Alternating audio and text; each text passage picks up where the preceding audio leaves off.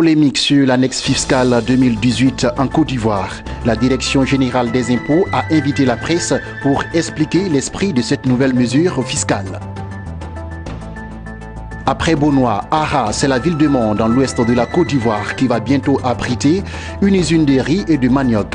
Cela dans le cadre du projet d'appui à la production vivrière et à la sécurité alimentaire PAPSA, un projet initié par la FENASCOVICI, la Fédération nationale des sociétés coopératives du vivrier de Côte d'Ivoire.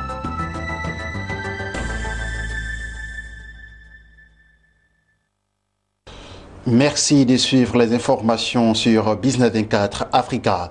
Mesdames et messieurs, bonsoir. En Côte d'Ivoire, l'annexe fiscale 2018 continue de faire des vagues au sein de la population. Ce mardi, la Direction générale des impôts a invité les journalistes pour leur expliquer la nouvelle mesure fiscale et faire comprendre à tous que la Côte d'Ivoire ne peut volontairement légiférer pour empêcher le développement des entreprises sur son territoire. Et c'est un reportage signé Lawani Babatunde et son Rochilina.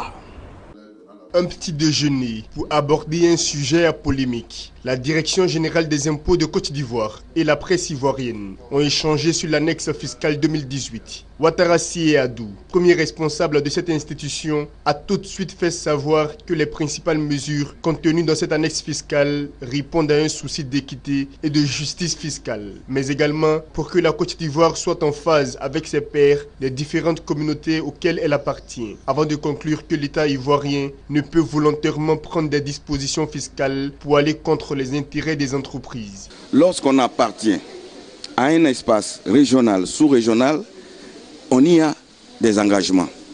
Et le faisant, c'est-à-dire rationaliser le dispositif aujourd'hui pour le mettre en conformité avec la législation communautaire, la Côte d'Ivoire ne fait que respecter ses engagements vis-à-vis de ces institutions auxquelles nous avons librement adhéré. Un pays ne fait pas une annexe fiscale contre ses citoyens. Un pays ne fait pas une annexe fiscale contre ses entreprises. Je pense que c'est la première réponse. Aucun pays au monde ne fera une réforme fiscale contre son économie. Nous, notre rôle aujourd'hui, c'est d'expliquer que la mesure que vous pensez pouvoir voir comme un couperet ou bien un couteau, en réalité, nous voulons que vous soyez fiers de votre pays parce qu'il y a 20 ans, votre pays a pris des engagements pour aller dans tel sens et il faut que vous l'aidiez à aller dans ce sens. C'est comme ça qu'un pays sérieux se comporte au plan international. Entrée en vigueur depuis le 2 janvier, l'annexe fiscale 2018 contient au total 40 articles, notamment les mesures de soutien aux entreprises, au renforcement des moyens de l'État, les mesures sociales, celles de rationalisation du dispositif fiscal et les mesures techniques. Toutefois, suite aux nombreuses plaintes qu'elle a suscitées, le chef de l'État Alassane Ouattara a instruit ses collaborateurs de poursuivre les échanges avec toutes les parties prenantes pour améliorer cette annexe fiscale.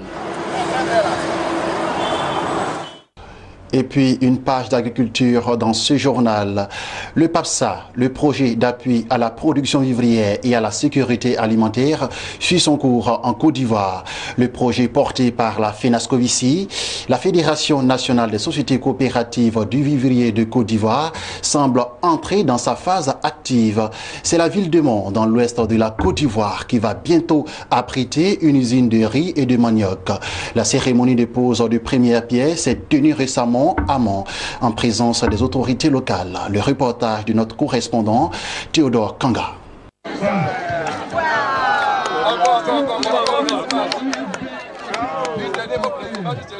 La Fédération nationale des sociétés coopératives du vivrier de Côte d'Ivoire, en abrégé FENASCOVICI, a procédé au lancement des travaux de construction de la plateforme du marché moderne, ainsi que des usines de riz et de manioc à Guianlé, localité située dans la commune de Mont, dans l'ouest de la Côte d'Ivoire. La construction de ces infrastructures entre dans le cadre du PAPSA, le projet d'appui à la production vivrière et à la sécurité alimentaire. Ce projet vise, entre autres, à lutter contre le chômage des jeunes et à favoriser l'autonomisation des femmes. Dr Tia André, maire de Mont, a salué l'installation de ces infrastructures dans la commune.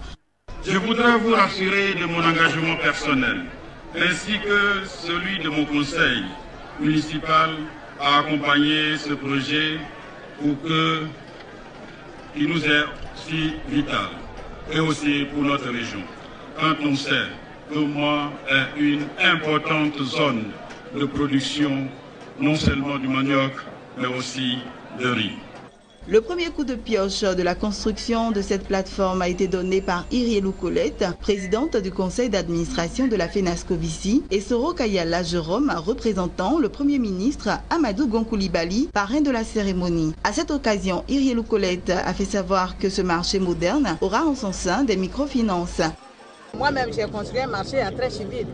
Mais le marché que j'ai construit à très civil, quand j'ai fini 4 mois après, le marché a brûlé. Parce que le marché est saturé, il n'y a pas de place au milieu pour passer, il n'y a pas bout d'incendie. Donc le feu est rentré, ça a ravagé le marché. Alors ce marché est moderne, c'est moderne. Parce que dans ce marché, il y aura les chambres froides pour conserver les produits. Et les femmes seront ces produits qui vont être vendus ici, tout sera vraiment organisé de telle sorte que toi-même, même si tu as l'argent, que tu en as plein à la maison, quand tu vois net, tellement que c'est bien emballé, tu vas acheter encore pour compléter. Et ce marché, dans ce marché, on finit de vendre tous les jours, on cherche. C'est pourquoi les gens disent que les femmes, elles ont leur argent au bout de paille. Mais cette fois-ci, il y a la banque qui est sur place, on a les microfinances qui sont sur place, où les femmes, quand tu as fini de vendre, tu t'en vas déposer ton argent, et puis tu sors maintenant pour aller à la maison. Ce que tu dois dépenser, c'est ce que tu prends pour aller à la maison. Soro Kayala Jérôme, préfet de la région du Tongpi, préfet du département de Mans, a agréé l'initiative de la FENASCOVICI qui contribue à l'autonomisation des femmes de Côte d'Ivoire. C'est pourquoi il a félicité Irielou Colette pour son engagement à nourrir les populations ivoiriennes. Il est impérieux pour moi de saisir l'opportunité pour féliciter la FENASCOVICI pour son engagement à nourrir la Côte d'Ivoire, voire toute la sous-région ouest africaine, en produisant suffisamment de vivriers, mieux en y ajoutant une plus-value par la transformation.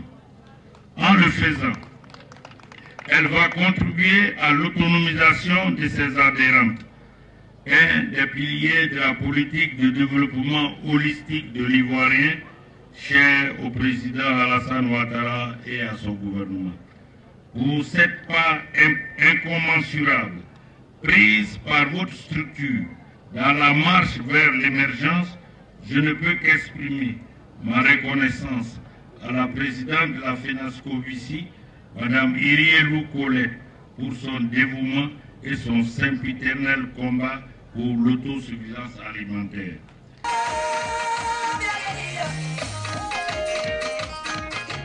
Au terme de cette cérémonie, quelques élus et représentants de groupements de femmes se sont prononcés. Nous l'attendons aussi à Djibouti parce que nous avons aussi une plateforme là-bas.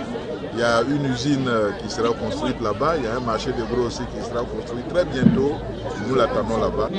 Implanter une usine aussi importante dans ce département. Ce projet que Mme Irielou a envoyé aujourd'hui, il y a longtemps que nous visons ce projet. Il y a longtemps que nous louons tout ce que Mme Irielou fait. Donc ce projet aujourd'hui, si ça arrive dans le Cavali, nous sommes très contents. Outre la construction du marché de Guianlé dans la commune de Mans, 2 usines de transformation de riz et de manioc seront installées à Logoualé et à Diokwe. Le tout pour un coût global de 7,6 milliards de francs CFA. La livraison de ces ouvrages est prévue dans moins de 20 mois. Et puis nous poursuivons ce journal avec ces informations.